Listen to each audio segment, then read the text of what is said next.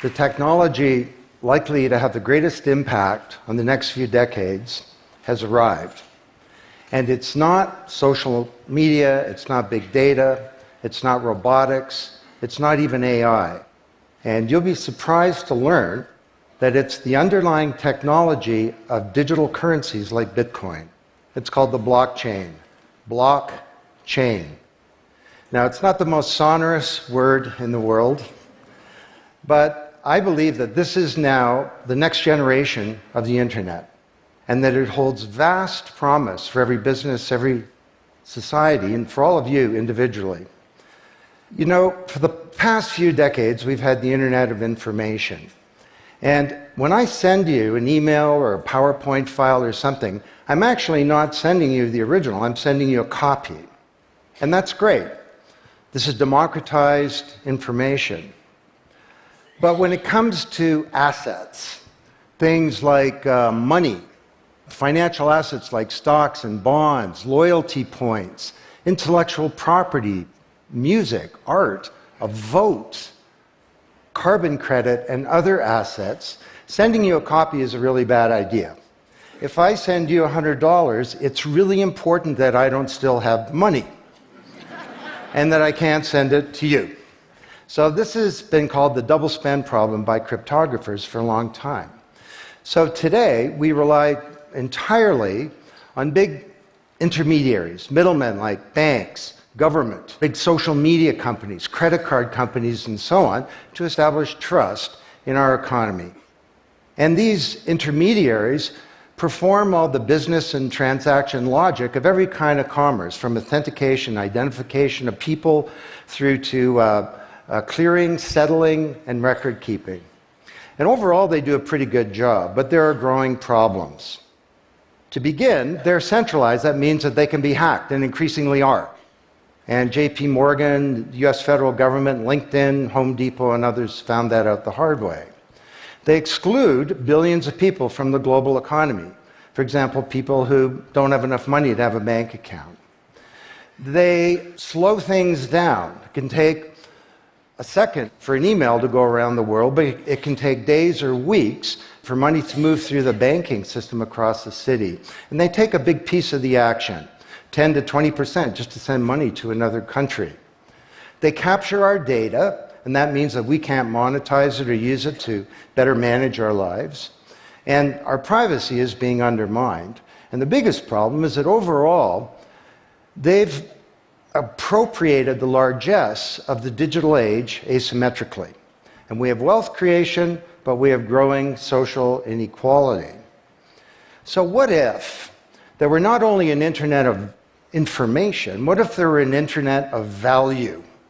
Some kind of vast, global, distributed ledger running on millions of computers and available to everybody, and where every kind of asset, from money to music, could be stored, moved, transacted, exchanged, and managed, all without powerful intermediaries. What if there were a native medium for value? Well, in 2008, the financial industry crashed, and perhaps propitiously, an unknown or anonymous person or persons named Satoshi Nakamoto created a paper where he developed a protocol for a digital cash that used an underlying cryptocurrency called Bitcoin. And this cryptocurrency enabled people to establish trust and do transactions without a third party. And the seemingly simple act set off a spark that's ignited the world, that has everyone excited or terrified or otherwise interested in many places. Now, don't be confused about Bitcoin, okay? Bitcoin is an asset. It goes up and down, and that should be of interest to you if you're a speculator. More broadly, it's a cryptocurrency. It's not a fiat currency controlled by a nation state, and that's of greater interest. But the real pony here is the underlying technology. It's called blockchain. So, for the first time now in human history, people everywhere can trust each other and transact peer-to-peer. And trust is established not by some big institution, but by collaboration, by cryptography, and by some clever code. And because trust is native to the technology, I call this the trust protocol. Now you're probably wondering, well, how does this thing work? Fair enough. Assets, digital assets like money to music and everything in between, are not stored in a central place, but they're distributed across a global ledger using the highest level of cryptography. And when a transaction is conducted, it's posted globally across millions and millions of computers. And out there around the world is a group of people called miners. These are not young people, they're Bitcoin miners. And they have massive computing power at their fingertips, 10 to 100 times bigger than all of Google worldwide. And these miners do a lot of work. And every 10 minutes, kind of like the heartbeat of a network, a block gets created that has all the transactions from the previous 10 minutes. And then the miners get to work trying to solve some tough problems. And they compete. And the first miner to find out the truth and to validate the block is rewarded in digital currency, in the case of the Bitcoin blockchain with Bitcoin. And then, this is the key part, that block is linked to the previous block and the previous block to create a chain of blocks, and everyone is time-stamped, kind of like with a digital wax seal. So if I wanted to go and hack a block and say, pay you and you with the same money, I'd have to hack that block, plus all the preceding blocks, the entire history of commerce on that blockchain, not just on one computer, but across millions of computers simultaneously, all using the highest levels of encryption in the light of the most powerful computing resource in the world that's watching me. Tough to do. And this is infinitely more secure than the computer systems that we have today. Blockchain, that's how it works. So the Bitcoin blockchain is just one. There are many. The Ethereum blockchain was developed by a Canadian named Vitalik Buterin. He's 19 years old. And this blockchain has some extraordinary capabilities. One of them is that you can build smart contracts. It's kind of what it sounds like. It's a contract that self-executes. And the contract handles the enforcement and the management, performance, and payment. The contract kind of has a bank account, too, in a sense, of agreements between people. And today, on the Ethereum blockchain, there are projects underway to do everything from create a new replacement for the stock market to create a new model of democracy where politicians are accountable to citizens. So, to understand what a radical change this is going to bring, let's look at one industry, financial services. You recognize this? Rube Goldberg machine. It's a ridiculously complicated machine that does something really simple, like crack an egg or shut a door. Well, kind of reminds me of the financial services industry, honestly. I mean, you tap your card in the corner store, and a bit stream goes through a dozen companies, and each with their own computer systems, some of them being 1970s mainframes, older than many of the people in this room. And 3 days later, a settlement occurs. Well, with a blockchain financial industry, there would be no settlement because the payment and the settlement is the same activity. It's just a change in the ledger. So Wall Street and all around the world, the financial industry is in a big upheaval about this, wondering, can we be replaced, or how do we embrace this technology for success? Now, why should you care? Well, let me describe some applications. Prosperity. The first era of the Internet of information, brought us wealth, but not shared prosperity, because social inequality is growing. And this is at the heart of all of the anger and extremism and protectionism and xenophobia and worse that we're seeing growing in the world today. Brexit being the most recent case. So, could we develop some new approaches to this problem of inequality? Because the only approach today is to redistribute wealth, tax people and spread it around more. Could we pre-distribute wealth? Could we change the way that wealth gets created in the first place by democratizing wealth creation, engaging more people in the economy, and in ensuring that they got fair compensation. Let me describe 5 ways that this can be done. Number 1, did you know that 70% of the people in the world who have land have a tenuous title to it? So you got a little farm in Honduras, some dictator comes to power, he says, I know you got a piece of paper that says you own your farm, but the government computer says my friend owns your farm. This happened on a mass scale in Honduras, and this problem exists everywhere. Hernando de Soto, the great Latin American economist, says this is the #1 issue in the world in terms of economic mobility, more important than having a bank account. Because if you don't have a valid title to your land, you can't borrow against it, and you can't plan for the future. So today, companies are working with governments to put land titles on a blockchain. And once it's there, this is immutable. You can't hack it. This creates the conditions for prosperity for potentially billions of people. Secondly, a lot of writers talk about Uber and Airbnb and TaskRabbit and Lyft and so on as part of the sharing economy. This is a very powerful idea that peers can come together and create and share wealth. My view is that these companies are not really sharing. In fact, they're successful precisely because they don't share. They aggregate services together and they sell them. What if rather than Airbnb being a $25 billion corporation, there was a distributed application on a blockchain, we'll call it B Airbnb, and it was essentially owned by all of the people who have a room to rent.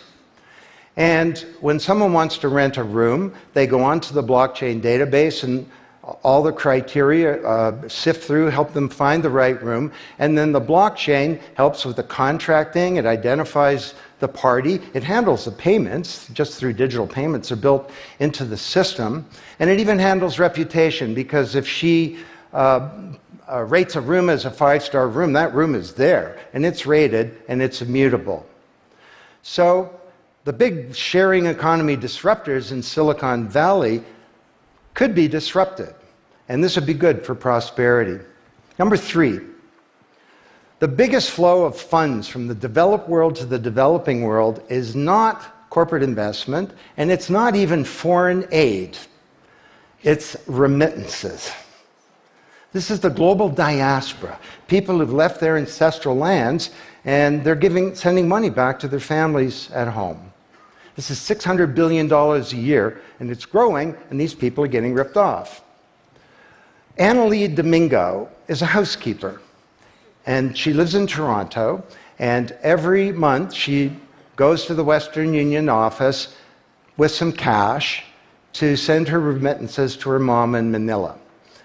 It costs her around 10%. The money takes 4 to 7 days to get there. Her mom never knows when it's going to arrive. It takes 5 hours out of her week to do this. 6 months ago, Annalie Domingo used a blockchain application called Abra. And from her mobile device, she said $300 went directly to her mom's mobile device without going through an intermediary. And then her mom looked at her mobile device, and it's kind of like an Uber interface. There's Abra tellers moving around. She clicks on a teller that's a 5-star teller. He's 7 minutes away. The guy shows up at the door, gives her Filipino pesos. She puts them in her wallet. The whole thing took minutes, and it cost her 2%. This is a big opportunity for prosperity.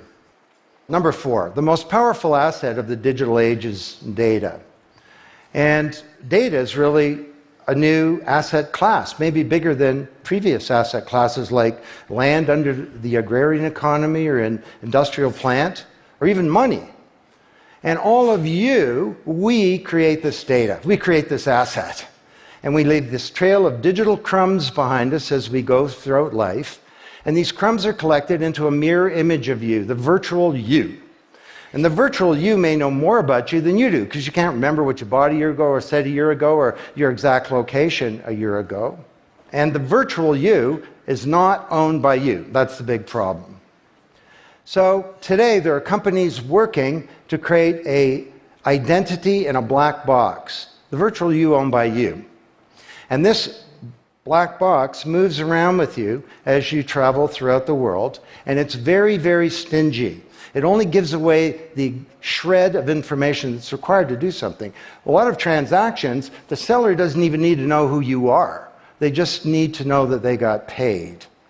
And then this avatar is sweeping up all this data and enabling you to monetize it. And this is a wonderful thing, because it can also help us protect our privacy. And privacy is the foundation of a free society. Let's get this asset that we create back under our control, where we can own our own identity and manage it responsibly. Finally,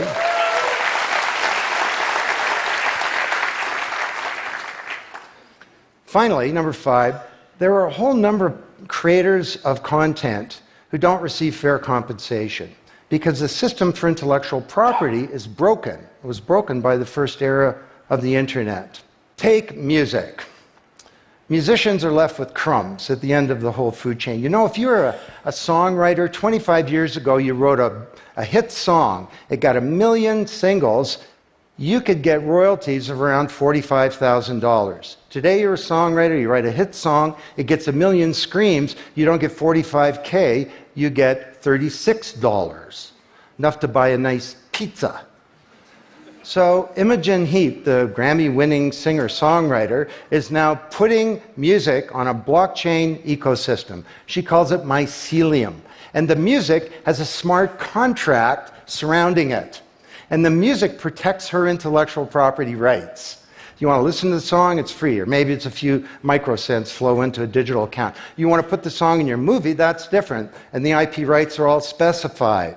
You want to make a ringtone, that's different.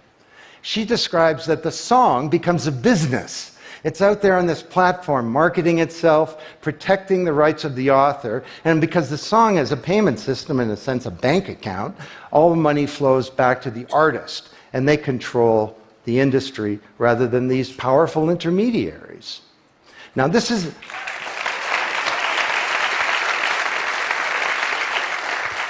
not just songwriters, it's any creator of content, like art,